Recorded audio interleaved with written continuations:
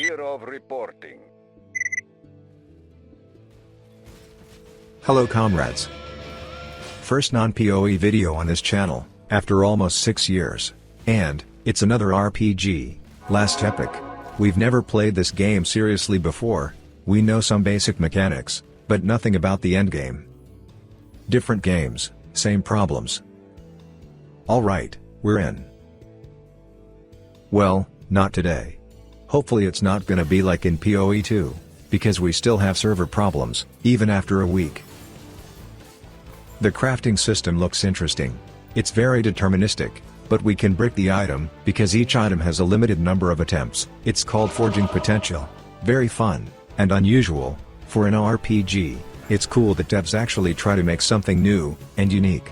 This game also has idols, which work like Diablo 2 charms. So idols will help us get that annoying last 5 fire resist, without changing every single item in a build. And yes, we start with the Bladedancer, because a lot of people on YouTube have said that this class has the closest gameplay to Flicker Strike.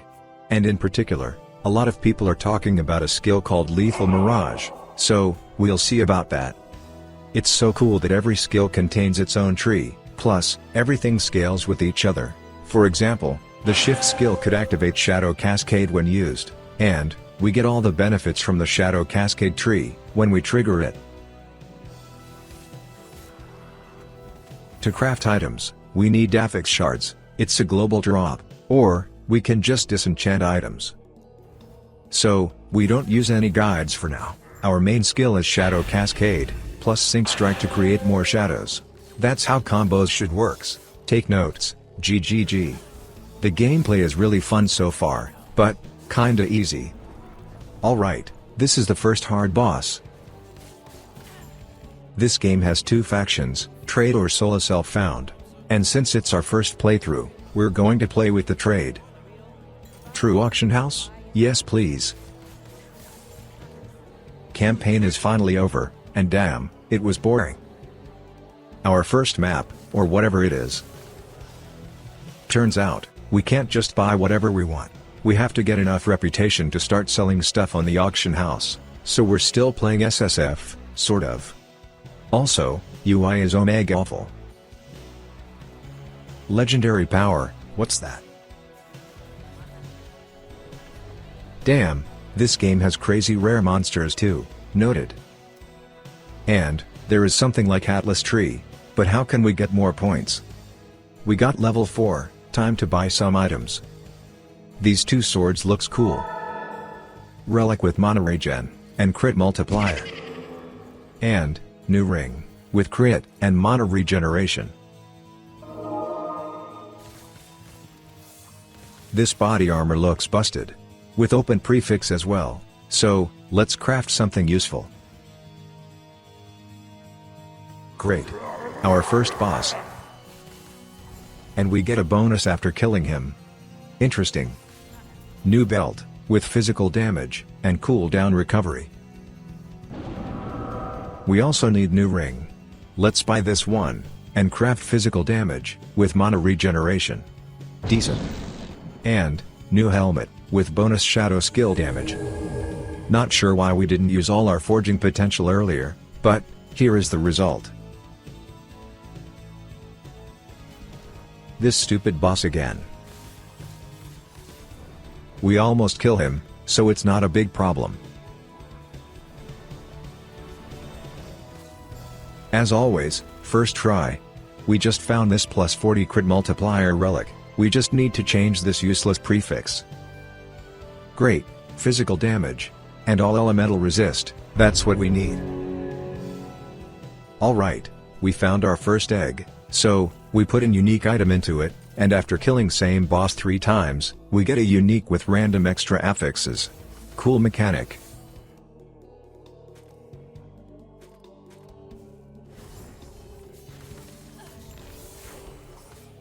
Damn, 3 legendary potential, huge, but, probably worth nothing, plus, most of people can't even buy it. So we get enough money, time to respec into a new build. Many people in the comments have said that this build works like Flicker Strike, so we're about to find out if that's true. And first we need BBC. Black Blade of Chaos, of course. Lethal Mirage has a 10-second cooldown, but with this sword, each attack reduces the cooldown by 20%, so we need to hit 5 times to completely refresh our skill. We also need 2 penumbra rings. It will proc a skill called Shadow Daggers. It scales with melee and throw damage. And that was a lie. This is more like a totem. But still, it's kinda fun. Everything works together. We use Lethal Mirage, it procs Shadow Daggers, then we proc Umbral Blade, that also procs Shadow Daggers, and then after Shadow Death, guess what? We proc Shadow Cascade, which also procs Shadow Daggers. Pretty cool. If you're going to play this build, remember that we don't need a crit, because our Shadow Daggers have a 100% chance to crit, plus, we can get a guaranteed crit from the Swift Tree. New boots, Blood of the Exile, movement speed, and tons of attributes, that's what we need. New gloves, Swaddling of the Erased, looks cool, maybe we will use them. So we need new relic, with +2 Lethal Mirage. Since we have enough reputation for exalted items, let's buy new body armor, with Lethal Mirage affix as well. Good. The main problem with the trade faction is that we don't know what's worth what, and there is no price checker in this game. Why is the auction house UI so bad? It feels like they made it that way on purpose. Also, let's put our BBC into an egg, hopefully we get flat damage.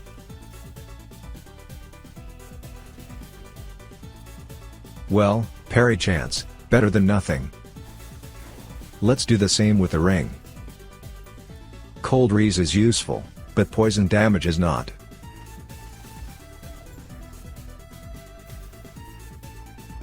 Damn, what is that, PoE2 reference? We sell our first item. It seems that SSF is more friendly for a new player. Let's try new relic, with Weaver's Will thing. It will turn into affixes, after we kill enough monsters. And another BBC into an egg. More AoE, unlucky. Well, we have finally reached zone level 100, what now? One more Gamba. And this time, we got something, flat void damage, plus, AoE, big. Finally, we got a Lethal Mirage roll. Why is this laser deals Gazillion damage? Fractured purple affix? That's new. Well, BBC was fun, but the gameplay is kinda boring, so let's respec into Shadow Cascade again. And first, new weapon, Smoke Weaver, dodge, better swift cooldown, and decent damage. With Traitor Tongue, for more crit. Amulet, so, we bought it from Auction House, and reroll an AoE effect into mana. Good enough. New boots. We need movement speed, and cooldown, to use Swift and Smoke Bomb more often. Plus we found crit avoidance, and tons of dodge. Helmet. We need less mana sync strike affix, because this is gonna be our new main skill. Good. New rings, we need physical damage, mana regeneration, and resistances. And more health, of course. And, new huge body armor. Again, with less sync strike mana cost. So, after some cooking, we got double dodge suffixes, good, especially since dodge works against all attacks in this game, except damage over time.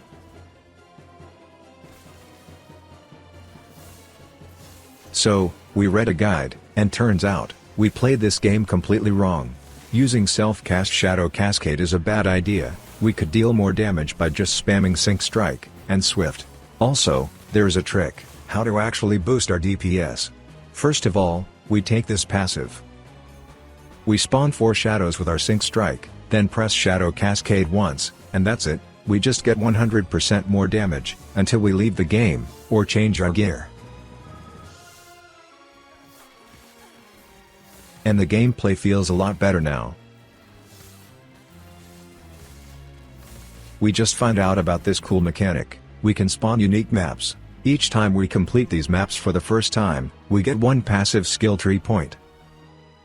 So, Smoke Weaver is good, but rare weapon is better in terms of DPS. We found this katana with purple flat fizz damage. Now we need to remove useless affixes. Good. Now we just slam and pray.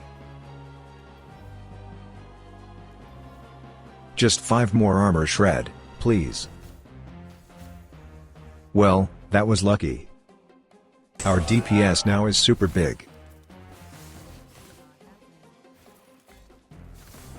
What is wrong with this laser? We have 75% necrotic resistance. Why did that thing still one-tap us? Alright, let's try to use legendary potential weapon. How does this thing work? Let's use good old egg. Plus 8% flat crit, huge?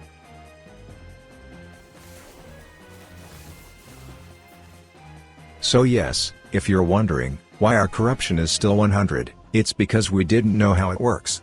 It turns out that we have to kill a boss, get the gaze of the Orabus, and then kill another boss on a map. Sounds simple, but not to a new player.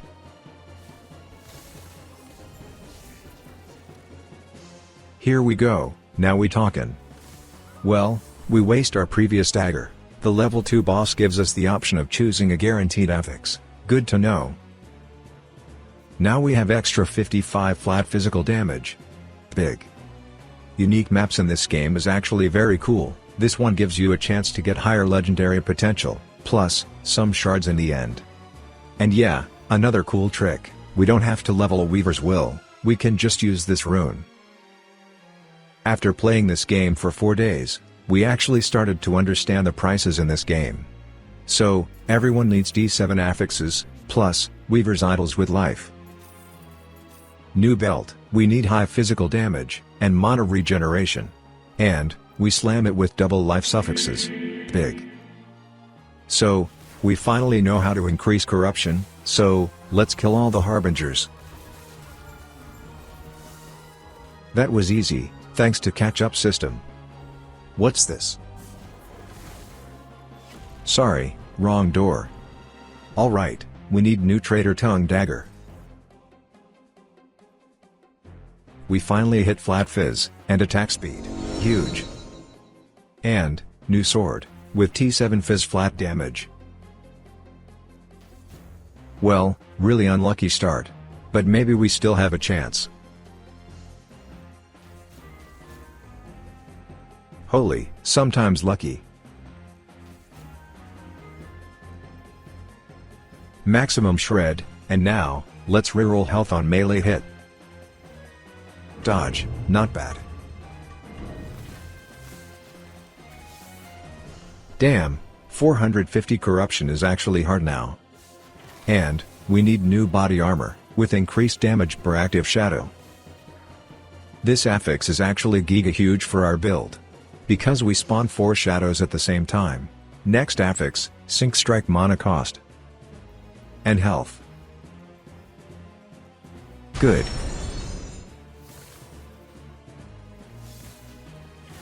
And, last upgrade, Siphon of Anguish. This ring doesn't do much, but it apply doom on hit. Plus, this unique belt, Shattered Chains, plus 5% more damage for each stack of doom. Huge.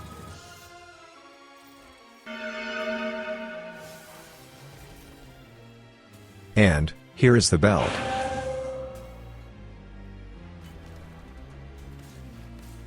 We're not sure, but damage feels a little bit low, or maybe it's because corruption level is too high.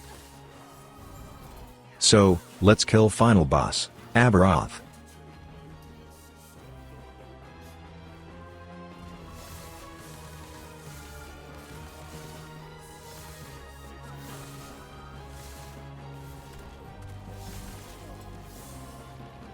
Well, the last boss is easier than a normal boss on a 550 corruption, weird. So, the game is super fun, the itemization is unique, but the progression feels a bit weird. We might play last Epoch even more, if this video gets a decent amount of views. Well, this is it. And of course, if you like this video, leave a like, or comment, or both. See ya in the next videos, comrades.